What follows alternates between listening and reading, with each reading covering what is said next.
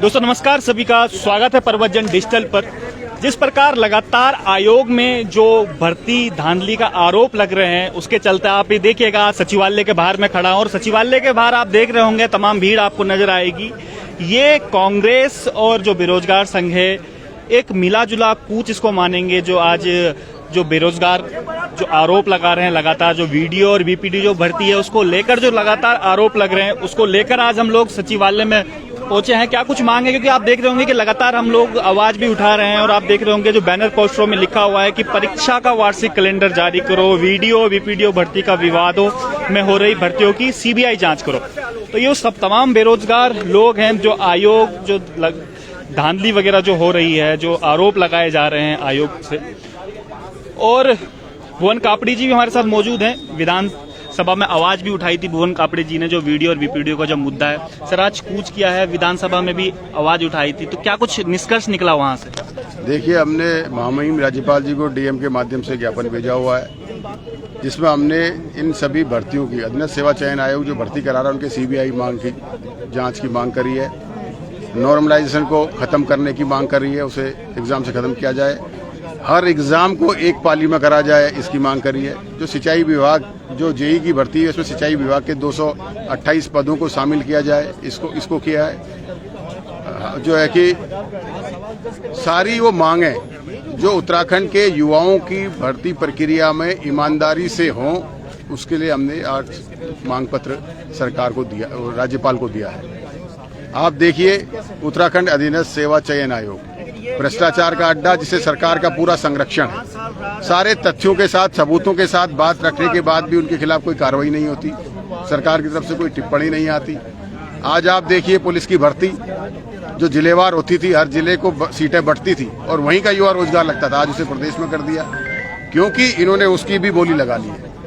आज पहाड़ की जो ये बात करते हैं, पहाड़ के युवाओं से उनके रोजगार का अधिकार इस पुलिस की भर्ती की नियमावली को बदल कर किया है। हमने कहा है भाई कि 2015 से पुलिस की भर्ती नहीं हुई, तो उसमें जो समय इतना ज्यादा लगा, तो जो युवाओं की आईसीयू में उन्हें जो है छूट दी जाए। तो मेरा ये मानना है कि जिलेवार फिर से पुलिस की भर्ती को किया जाए, जिससे कि पहाड़ के युवाओं को भी रोजगार मिल सके, तराई के युवाओं को रोजगार मिल सके, जो रोजगार बढ़कर सबको मिलेगा, सब जो मेहनत कर रहे हैं उन तक उनका अधिकार मिल सके। असिस्टेंट प्रोफेसर की भर्ती कराते हैं, उसे मेरिट बेस कर देते हैं। आयोग का तो कहना है सर, वो जांच वो करा रहे हैं, अभी एसटीएफ की भी रिपोर्ट उनके पास आई है, अभी उसके बाद उसको देखेंगे, तब उस पर जांच तो होगी। उनका कहना है, उनका भी ये कहना है कि कहीं ना कहीं जो वीडियो और बीपीडीओ भर्ती में उनको लगता है कि जो ब्लैक शिप्स घुसी हुई है, वो भी इस बात को कह रहे हैं। आयोग के सचिव खुद कहते हैं कि हम पैसे लेते हैं, तुम्हें जो करना है कर लीजिए। वो वीडियो आपने देखा होगा, वायरल हुआ। जो संस्था व्यापम में मध्य प्रदेश में ब्लैकलिस्टेड है, लखनऊ में जिसपे मुकदमा लिखा गया है, उस संस्था से आप जो है यहाँ परीक्षा करवा रहे हैं। आप जो है एक आयोग के अध्यक्ष और सचिव हैं, एक बड़ा संस्थान है, 80,000 बच्चों की परीक्षा 18 पाली में कराते हैं, जहां लोक सेवा आयोग 2,58,000 बच्चों की भर्ती एक दिन में कराता है। क्यों? आप भ्रष्टाचार में संलिप्त हैं। 18 पालियों में कराकर आप कैसे मान लेंगे कि सब पेपर बराबर हैं? कैसे आकलन निकालेंगे? तो सरकार की मंशा सीधे सीधे भ्रष्टाचार की है, इसलिए 18 पालियों में हुआ। लेकिन सर, आप उपनेता प्रतिपक्ष हैं, आपने मुख्यमंत्री को हराया है और विधानसभा में भी मांग उठाई है और आज सचिवालय के गेट के बाहर बैठे हुए हैं, तो क्या कुछ इसको मान के चलें कि क्या विपक्ष की भी नहीं सुनी जा रही है, जो आज धरना प्रदर्शन सचिवालय कूच करना पड़ रहा है? देखिए, सरकार गले गले तक भ्रष्टाचार में लिप्त है। सरकार अवैध खनन में तो लिप्त है, लेकिन जहां प्रदेश के युवाओं का सवाल होता है, जहां प्रदेश के भविष्य का सवाल होता है, तो सरकार को गंभीर होना चाहिए। जो सरकार ये कहती है कि हमारा उत्तराखंड युवा प्रदेश है, 22 साल का युवा प्रदेश है, तो सर विपक्ष की भी नहीं सुन रही है, तो किसकी सुनेगी फिर सरकार? सरकार तो चाहती है कि विपक्षी ही ना हो, हिटलरशाही हो जाए, लोकतंत्र खत्म हो जाए, राजशाही हो जाए। ये सरकार बनाकर जनता के लिए काम करने की जगह दूसरे प्रदेशों में सरकार बनाने में लग जाती है। आप देखेंगे, भारतीय जनता पार्टी के मुख्यमंत्री हों चाहे भारतीय जनता पार्टी के प्रधानमंत्री हों, वो देश को और प्रदेश को आगे ले जाने की जगह भारतीय जनता की सरकार बनाने में मस्त हो जाते हैं। तो आज इसलिए युवाओं का भविष्य खतरे में है। युवा प्रदेश, युवा मुख्यमंत्री, युवा सरकार और युवा सड़कों पर है। अब कैसे करेंगे सर, क्योंकि पिछले सत्र में भी हमने देखा था खूब धरना प्रदर्शन उत्तराखंड में हुए, आप फिर धरना प्रदर्शन हो रहे हैं, तो जो युवाओं की आवाज है वो कैसे निकलेगी? आप सचिवालय कूच भी आज कर लिया है, इसके आगे वो क्या करने युवाओं की आवाज युवाओं के साथ मिलकर संघर्ष से निकलेगी। हम ये संघर्ष उत्तराखंड के गांव-गांव जाकर करेंगे, शहर-शहर जाकर करेंगे, जिलों में जाकर करेंगे, विधानसभाओं में जाकर करेंगे, वहां के बेरोजगार युवाओं से मिलेंगे। जो बेरोजगार युवा इस बात को नहीं समझ पा रहे उन्हें समझाएंगे। बेरोजगार युवाओं के साथ, बेरोजगार संगठन के साथ मिलकर सड़क से सदन तक दोबारा संघर्ष करेंगे। सड़क से सदन तक दोबारा संघर्ष करेंगे, ये कहना है भुवन कापड़ी जी का, जो उपनेता प्रतिपक्ष भी हैं।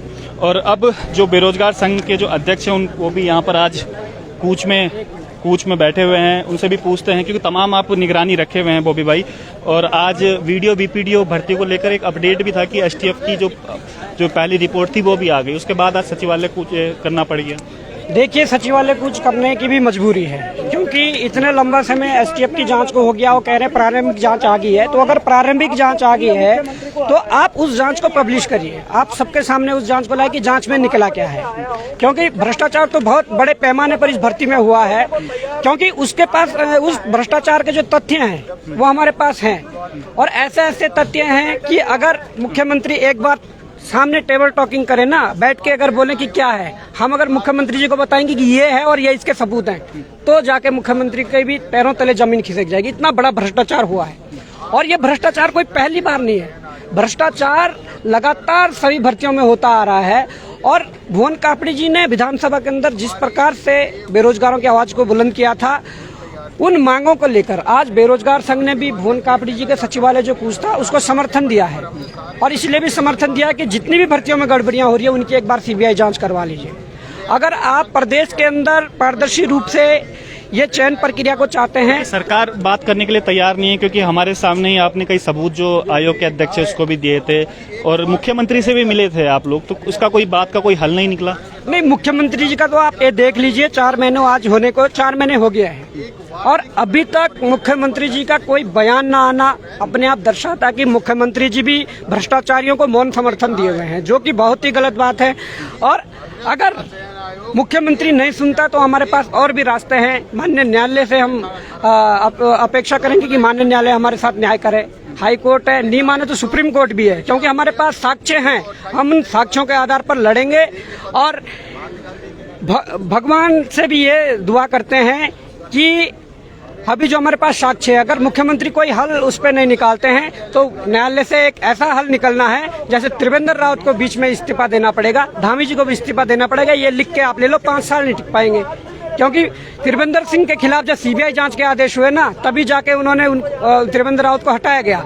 और ये जो मामला है, सीधा धमकी भी दे रहे हैं ये जो मामला है, और जो हमारे पास सबूत हैं, उस सबूतों के आधार पे मैं कहना चाहूंगा कि जब न्यायालय सीबीआई जांच के आदेश मुख्यमंत्री के देंगे, जो मौन समर्थन भ्रष्टाचारियों को दिए हुए हैं, उनको भी 5 साल पहले ही हटाना पड़ेगा। ये मैं दावे के साथ कहता हूँ। सीधा इससे धमकी माने मुख्यमंत्री जी? बिल्कुल धमकी मान लीजिए, आप निवेदन मान लीजिए, जो भी आपको मानना है। निवेदन तो रिक्वेस्ट तो हम कर ही रहे हैं तब से, परंतु अब देखते हैं कि हम वही कहते हैं कि सरकार जल्दी संज्ञान ले और इस पे दोषियों पर कार्रवाई हो और कोई ठोस निर्णय निकाले। ठोस निर्णय, बिल्कुल, ये युवाओं की आवाज भी है। और एक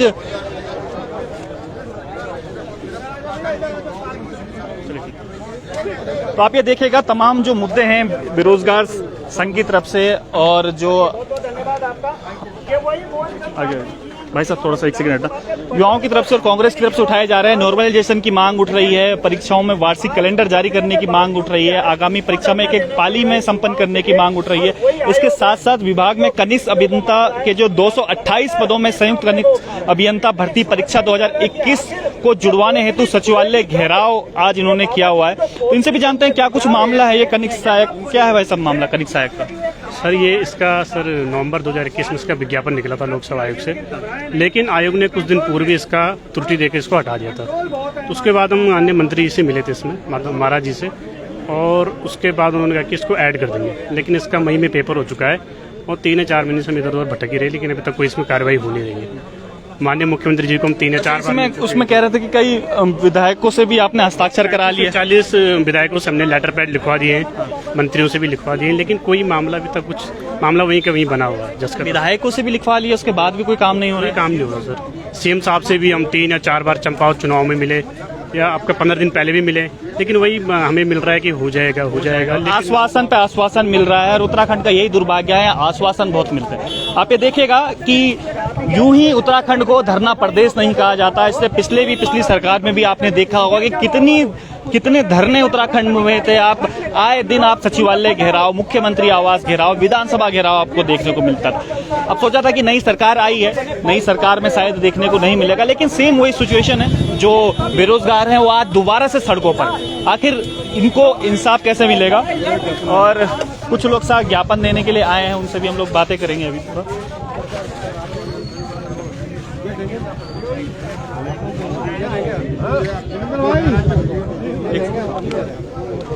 अच्छा, हमारे साथ आंदोलनकारी भी हैं बडोनी जी, और थोड़ा सा आप लोगों से भी बात कर लेते हैं। लगातार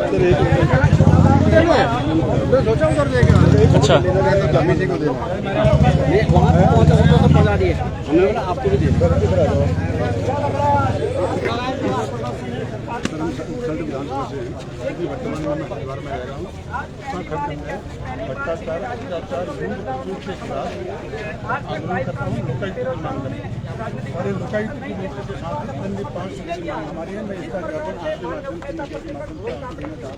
और इसमें विशेष तौर पर आप युवा हैं, बहुत बड़ी शक्ति के रूप में हम लोकायुक्त का है। इसमें अन्य 5 बिंदु भी है, लेकिन मुख्य है लोकायुक्त। पहले लोकायुक्त में अगर कांग्रेस चर्चा करते, मैं 22 साल का कांग्रेस का कार्यकर्ता हूँ, चर्चा करी पदाधिकारी रहा हूँ। आज इसमें विपक्ष के नेता होने के नाते हमें आपका पूर्ण विश्वास है और हम आपके साथ पूरा दिल से कांग्रेस कार्यकर्ता हूँ और आपके साथ हम इसको जरूर करेंगे। ज्ञापन आपके सामने ठीक है। थोड़ा आंदोलनकारियों से भी हम लोग बातें कर लेंगे।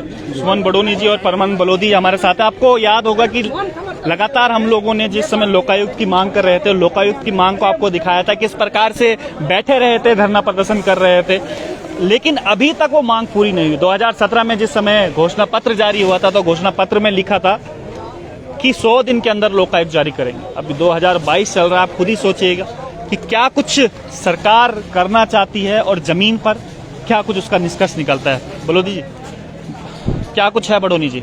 जी रावत जी, सर्वप्रथम तो प्रबंधन का और रावत जी का मैं आभार व्यक्त करता हूं कि जहां जहां हम पहुंचते हैं, क्षेत्र की समस्याओं को लेकर या कोई आंदोलन की तैयारी करते हैं, तो वहां आप पहुंच जाते हैं। इसके लिए आपको और आपकी पूरी टीम को, आपके दर्शकों को मेरा प्रणाम, और ताकि आपकी ही वजह से हमारी आवाज़ शासन तक पहुंचती है।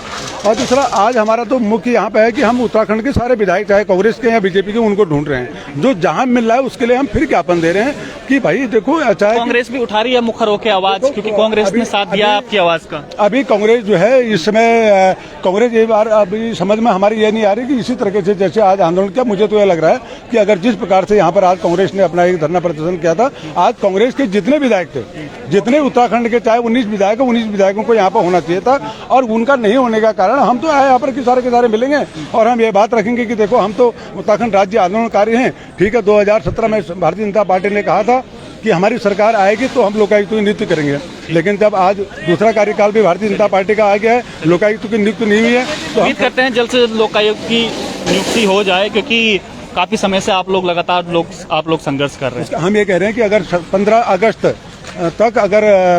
तक अगर सरकार इस लोकायुक्त की नियुक्ति में कोई निर्णय नहीं लेती है, तो 17 सितंबर 2022 को प्रधानमंत्री जी का जन्मदिन है। उस दिन से फिर से हम जो है अनिश्चितकालीन आंदोलन और धरना में शुरू कर देंगे, जिसकी कोई अनहोनी घटना होने पर जो है सरकार खुद स्वयं जिम्मेदार रहेगी। संदीप चमोली जी हमारे साथ में हैं, युवा नेता हैं कांग्रेस के। संदीप भाई, आज सचिवालय कूच किया, मेरी समझ में एक बात नहीं आ रही है कि लगातार सचिवालय कूच हो रहे हैं। पिछली सरकारों में हमने सचिवालय कूच देखा था, मुख्यमंत्री आवास कूच देखा था, इसके अलावा विधानसभा में भी अब बेरोजगारों की मांग उठ गई है, लेकिन सुनने वाला कोई नहीं है। आप युवा हैं, युवा कांग्रेस का नेतृत्व कर रहे हैं, कैसे सुनेगी सरकार आखिरकार? रावत जी, आप देखेंगे कि ये जो आज ये धरना था, ये धरना एक ऐसा धरना है जो इस प्रदेश के लिए सबसे प्रमुख मांग है।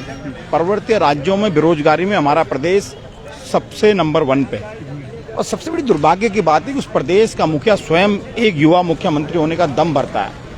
मांग सिर्फ इतनी है, मांग सिर्फ इतनी कि जो रोजगार अदनिश चयन आयोग के रास्ते से हमारे युवाओं को मिलता है वो पैसे की भेंट न चढ़े, वो धांधली की भेंट न चढ़े, वो भाई भतीजावाद की भेंट न चढ़े। ये मांग है कि अदनिश चयन आयोग के जो तत्कालीन सचिव हैं संतोष बडोनी, उनको लेकिन वो तो कह रहे हैं कि जांच के लिए हमने दे दिया, एसटीएफ की जांच के लिए हमने दिया हुआ है। पहले जितनी भी जांचें अदनिश चयन आयोग की हुई हैं उसमें बताइए कितने लोगों को सजा हुई है, कितने लोग आरोपी हुए हैं। अरे आज तक कोई भी जांच अदनिश चयन आयोग की सार्वजनिक नहीं की गई, ये बड़ी दुर्भाग्य की बात है। ये सरकार और आयोग मिलकर एक ऐसा धंधा चला रहे हैं जिससे जो युवा काबिल है उसको उसकी हक नहीं मिल पा रहा, जो लोग पैसे दे रहे हैं उनको नौकरी लगाने का काम कर रहे हैं। युवाओं को समझाने में कामयाब हो पा रहे हैं, क्योंकि युवा चुनाव के समय पे युवा नहीं समझते कि आज मामले में आज पहला कदम कांग्रेस द्वारा रखा गया है। हम कहते हैं आपकी विचारधारा जो भी हो, लेकिन अगर आपकी विचारधारा इस प्रदेश को रोजगार दिलाने की है, आइए आप हमारे साथ लड़िए इन बेईमानों से। बीपीओ, बीडीओ, आप देखेंगे फॉरेस्ट भर्ती घोटाला, और अब सबसे बड़ी बात है कि पुलिस की भर्ती जो प्रत्येक जिले में होती थी, अगर प्रवृत्ति मूर्त कोई व्यक्ति था उस चमोली में भर्ती देता था, संसाधन नहीं है कि यहाँ तक आ सके, उस भर्ती को भी इन्होंने भेंट चढ़ाने का काम किया है। प्रोफेसर की भर्ती जो उत्तराखंड में थी उसे ओपन कर दिया है, हम 65-70 में पीएचडी कर पाते हैं, बाहर 90-85 एक आम बात है पीएचडी में। तो एक युवाओं को छलने का काम धामी जी कर रहे हैं। इसकी शुरुआत, इसका डंका आज बज चुका है, और आज के बाद प्रत्येक जिले में जाकर बेरोजगार युवा कांग्रेसी पूछेगा धामी जी हमने आपको किस लिए चुना। युवाओं की बात तो आप उठा रहे हैं, लेकिन जो आपके गद्दावर नेता हैं वो यहाँ पर नजर नहीं, हरक सिंह रावत से लेकर आप जो गणेश गोदियाल जी हैं वो नजर नहीं आए यहाँ पर। आज ये जो धरना था, ये बड़े शॉर्ट टाइम में धरना हमारे द्वारा आयोजित किया जाता, लगभग प्रदेश के सभी प्रमुख नेता इस धरने में मौजूद थे।